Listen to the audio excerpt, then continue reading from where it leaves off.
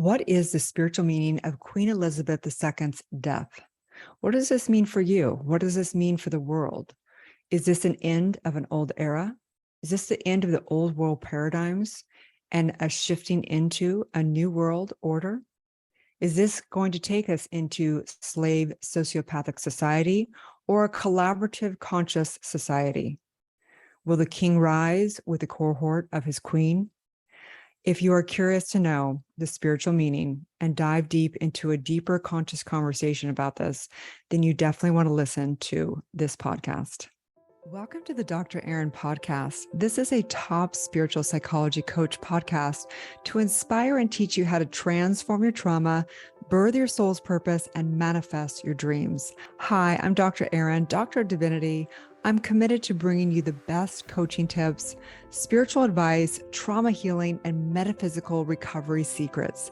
I'm here to help you monetize your spiritual gifts and love your life. I want you to know that I've been exactly where you are, and I believe in you. Together, we're awakening the world. Hi, my soul family and community. I am super honored to dive deep into the spiritual meaning of Queen Elizabeth II's death today with you.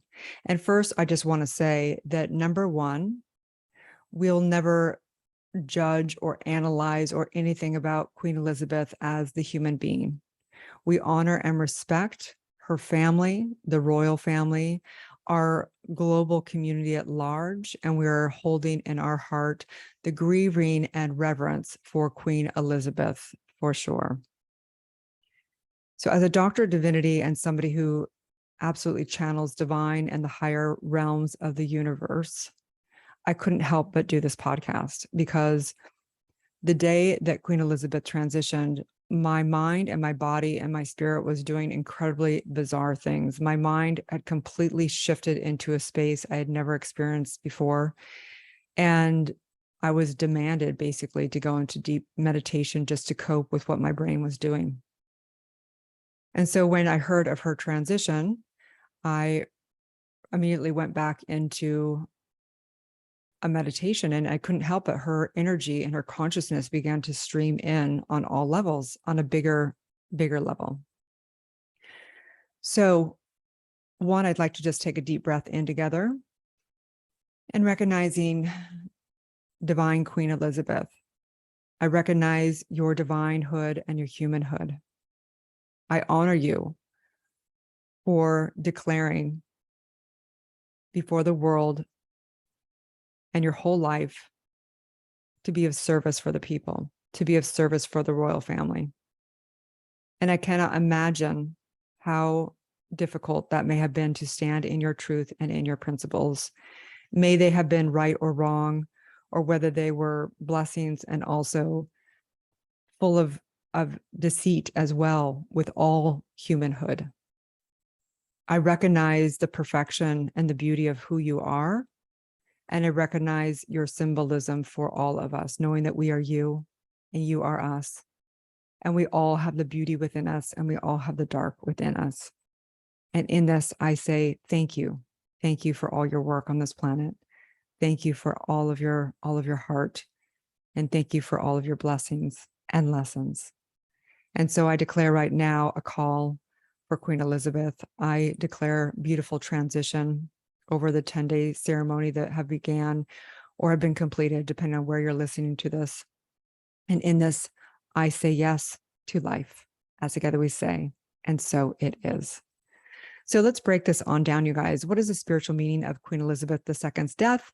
What does this mean for us as a collective, energetically? What is this representing? And first, I want to say that spiritually, we don't believe in death. We know that there is only life and there's transition from a particular body maybe, but there's only life. And so we know Queen Elizabeth is very much alive right now and living and breathing in all of us right now as the one divine family. So what does this mean for you? What does this mean for the planet? What does this mean for us? And when the energy began to come through and consciousness began to come through, it was really fascinating because number one, I personally had been going through some leadership distinctions for myself, and we're in a masterclass. And Queen Elizabeth represents the queen bee. She represents the leader. She represents the monarch. She represents that which is really the holy presence. And it's really interesting because when you dive into the principles that she lived by and what was really there, you'll know that the queen supposedly never gave any political viewship, right? She never gave her opinion or political affairs. She really was a figurehead of representation of organization, of a culture. You know, the monarch supposedly came in after World War II to bring order and to have multiple states of head, for there to be basically some order and to have division between who says everything, right? Who makes all the decisions, right? And at the same time, she absolutely had the right to make all decisions. So this transition, this quote, quote, death of this figurehead called Queen Elizabeth, we want to break this on down. So number one, when we take a look at queen, you know, of course, we think about the queen bee. And the queen bee is fascinating because if the queen bee dies, what happens is there's chaos and there has to be another queen. So as we know that King Charles is automatically revered as the king, and his consort Camilla as queen. And what this means, right, is that when a queen bee dies, there is a reshifting of energy, right? But the truth is that a beehive cannot survive without the queen. There has to be order. And this is universal law. This is how universal works. And so we have to look at this, and we know that for anybody to have that much power, right, the royal family, we know that the only way for that really to ever happen is to absolutely, you know, have a divine spark, but also there is corruption. There has to be corruption. We're human beings. There can be inauthentic things. There can be, you know, manipulation behind the scenes. And I'm not going to get into that today. But I would say there's probably nothing of that level of power on this planet that can't have the blessings and the curse, right? It's universal law. Everything has blessings and everything has harm, right? Everything has harmony. Everything has chaos. You can't have anything in this realm without that. So also, if we break down Queen Elizabeth, right? The spiritual meaning of Queen Elizabeth II in particular, right? So Elizabeth, what does Elizabeth mean? When we break down Elizabeth, it's really interesting because, of course, we know what this means, right? Elizabeth is a very, very spiritual name. It's extremely spiritual. And I just want you to, for a moment, just take in a breath for yourself. Just feel into the word Elizabeth.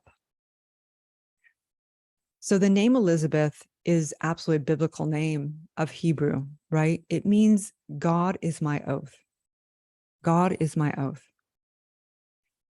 And when we think about one of the most famous speeches and declarations that Queen Elizabeth made, and King Charles just referred to in his speech, was, I declare before all that my whole life, whether it be long or short, shall be devoted to your service and the service of our great imperial family, to which we all belong. What a beautiful intention. What a beautiful intention. Whether she was able to hold that and always use the highest of highest principles, you know, that was her development in this lifetime. And we'll never know the things that she went through. Obviously, she went through hell and back, I'm sure, through many things. And the funny thing is that even with her never even saying anything of her viewship on anything, the media and many people loved her or hated her. You know, that's a leader. A leader represents the queen, servant of God, right? We take a look at Christ consciousness. Christ was crucified, right? Some people absolutely loved him and devoted to him, and some people hated and wanted to crucify him. This is what a Queen Elizabeth represents. She represents that part of ourselves that is absolutely the queen, that absolutely can also be crucified, that absolutely can have the power of all the masses and have, you know, dark things to get there as well. She represents a lot. She represents an old paradigm, a paradigm that has worked and not worked, and that is an era of an old world paradigm and shifting. I'm not saying that it's good or bad. I'm just saying that it is a paradigm. The concept of having a king or queen and the masses, right? The people versus the royal, the haves and have-nots.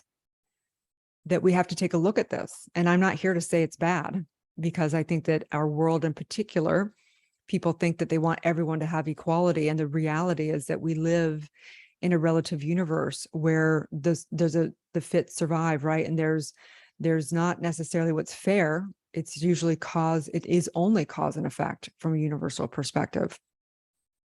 So let's break this on down. What does this represent? So feeling into the cosmic energy of all of this, right now, science is showing that because of what human beings are doing on the planet, that we're actually holding more of the sun's energy. So the energy is actually getting more intense. The energetics of this world are getting super intense. Hence why I believe my brain and all my energetics, even the day that Queen Elizabeth transitioned, was so intense, between technology, between the sun's energy and all the frequency of the planet, and between everything that we see on social media and in the news. We're going into a new level of masterclass. And we always say that life is like a masterclass, right? So we have to take a look at what is going to happen out of this. So a monarch, right? A monarch could be beautiful. They could bring order to the people. It could, and it also can be completely corrupt, right? That right now we're going into a new level of choice. And it's not going to be the person at top that's going to choose, even though King Charles is taking his place, that the masses and the people are no longer accepting that a hierarchical, either political or, monarch or anything, it's crumbling. It's literally crumbling before our eyes, because the masses have so much power through social media and through being able to come together through collaboration, whether it be good or bad. They as well have power.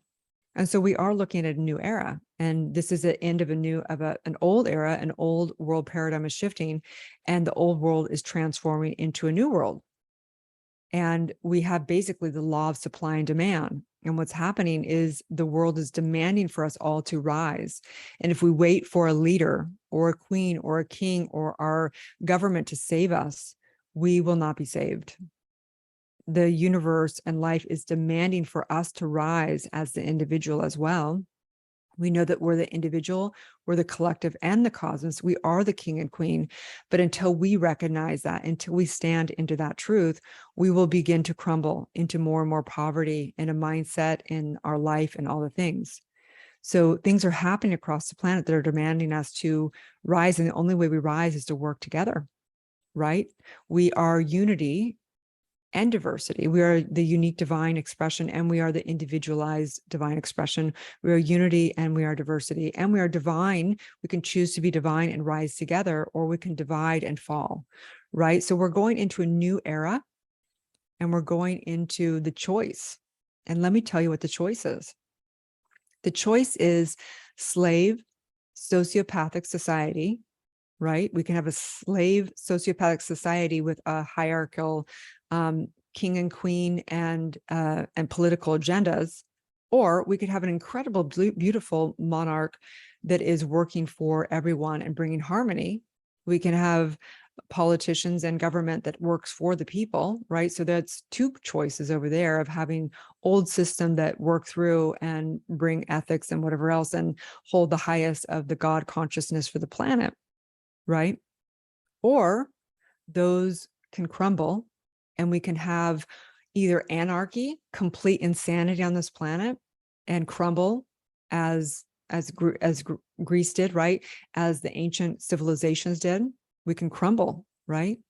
Or we can have collaborative conscious society. And so what the spiritual meaning of Queen Elizabeth's death is, the meaning is what you make it. We don't believe there is a meaning. We are meaning-making machines, and we get to make whatever meaning we want out of it.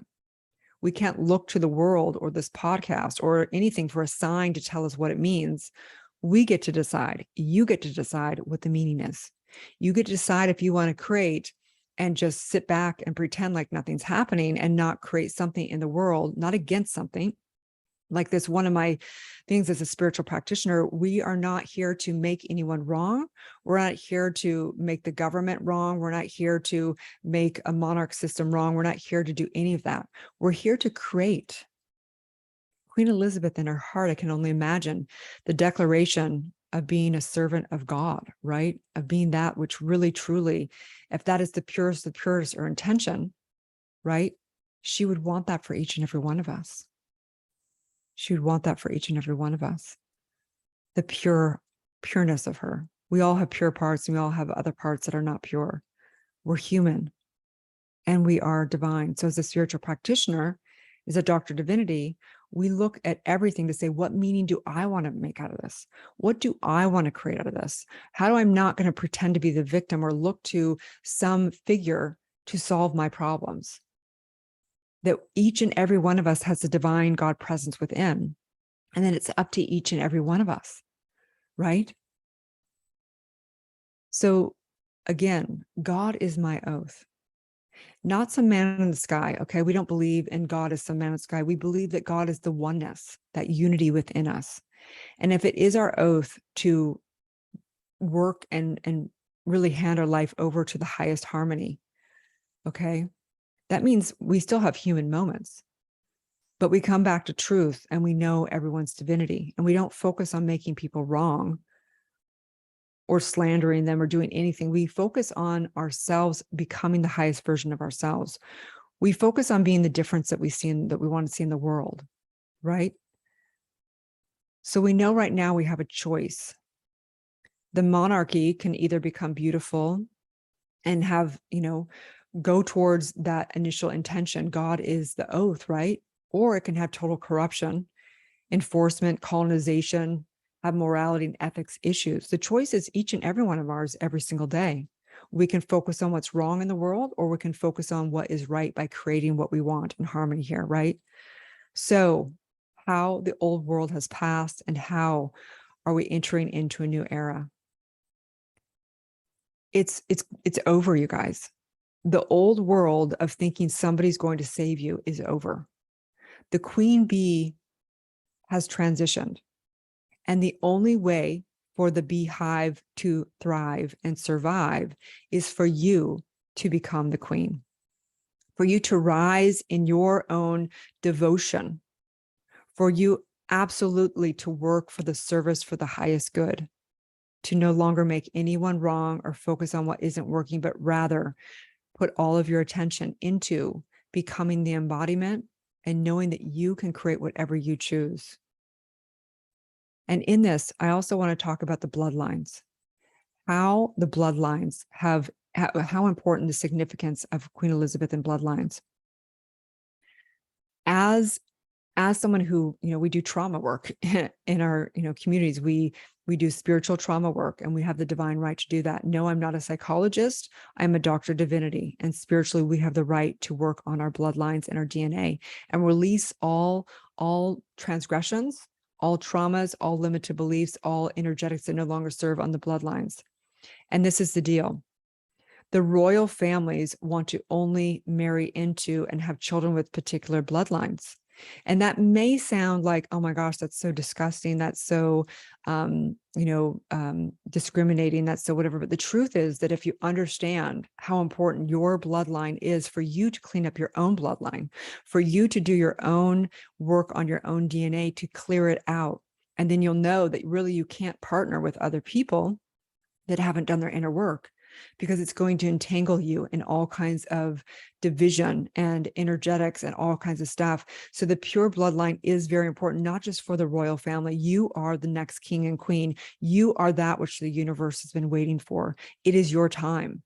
And I say, and I see that you are the next queen and you are the future world-renowned spiritual leader. And so I just say, may we choose to have a collaborative, conscious society, but may we also know that we are absolutely still always going to be in a hierarchical system. There has to be a king or queen to rise, to pull up the consciousness of the collective that has not done their inner work, that is still in chaos, that does not know.